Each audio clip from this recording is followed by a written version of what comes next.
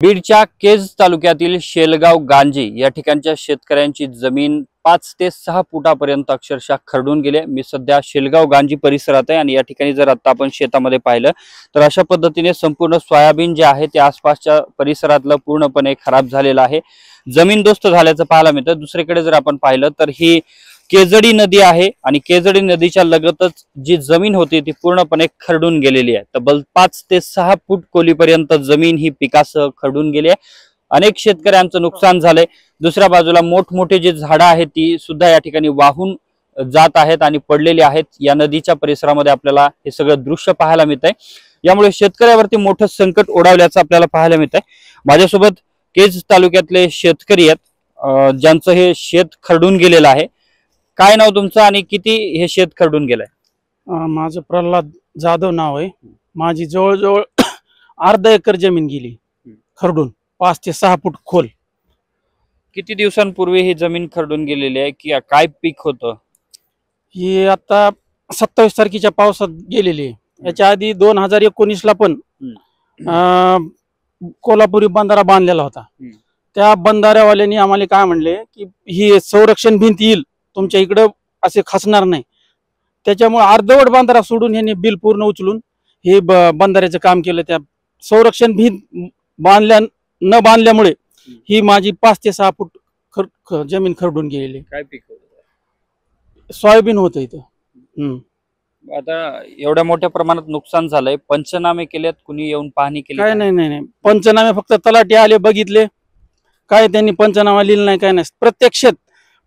प्रत्यक्षात बघून पंचनामा करावा त्या लघु पाटबंधारे विभागाच्या ऑफिस मार्फत, आणि ह्याचा पंचनामा करून आम्हाला योग्य ती न्याय द्यावा और भरपाई द्यावी ही विनंती।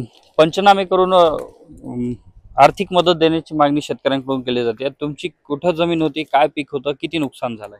माझी जमीन पाटबंधाऱ्याच्या खालून होती, खालच्या साईडनं केजडी नदीच्या एकदम चिटकून लगत असलेली माझी जमीन आहे।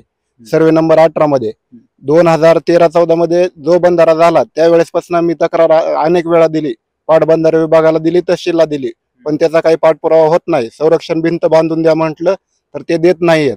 त्याच्यामुळे आमचं एवढं नुकसान झालंय की 10 गुंठे माझी जमीन जाऊन एकदम खचून गेलेली आहे आणि सोयाबीनचं तर पूर्ण नुकसान झालेलं आहे। तर साधारणपणे मला हे नीट करण्यासाठी कमीत कमी 4 लाख रुपये तर लागतील। आता काय मागणी आहे तुमची सरकारकडे, प्रशासनाकडे? माझी एकच मागणी की पाटबंधारे लघु पाटबंधारे विभाग जे आहेत त्या अधिकाऱ्यांनी यावा, स्वतः पंचनामा करावा आणि आम्हाला जी आर्थिक मदत आहे ते द्यावी नुकसानीची झालेली।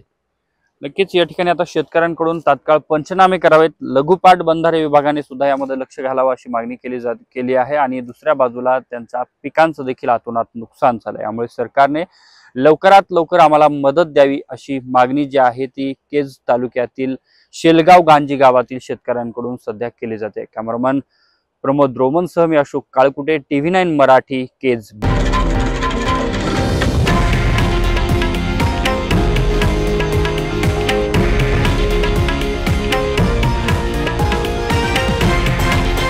हे आहे देशातील नंबर 1 न्यूज नेटवर्क आणि आपण पाहत आहात TV9 मराठी, एकमेव।